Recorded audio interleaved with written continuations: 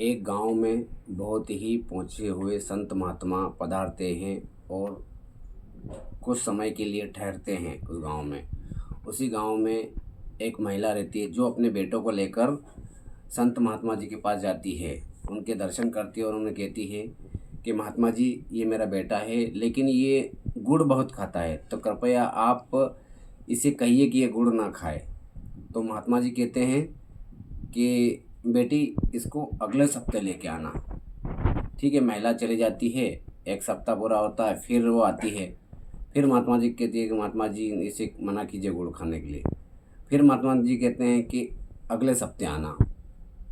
फिर एक सप्ताह बीत जाता है, फिर वो जाती है।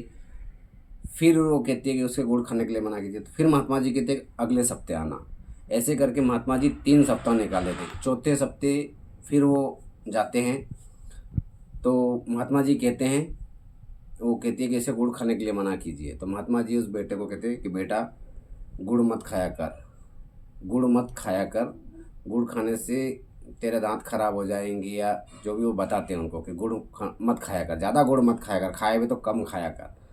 बस इतना ही कहते हैं महात्मा जी। तो वो महिला कहती है कि महात्मा जी, आपने हमें 3 सप्ताह तक बुलाया, आप ये बात तो पहले सप्ताह में भी कह सकते थे कि बेटा गुड़ मत खाया कर। तो महात्मा जी बहुत ही अच्छी बात कहते हैं।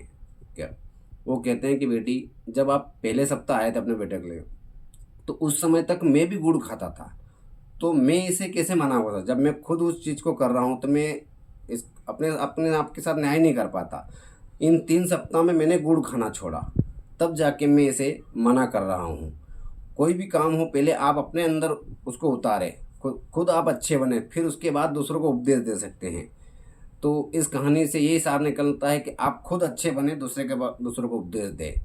आपको ये कहानी कैसी लगी, कृपया कमेंट करके बताइएगा, लाइक कीजिएगा, शेयर कीजिएगा। धन्यवाद। ग्रेटिट्यूड।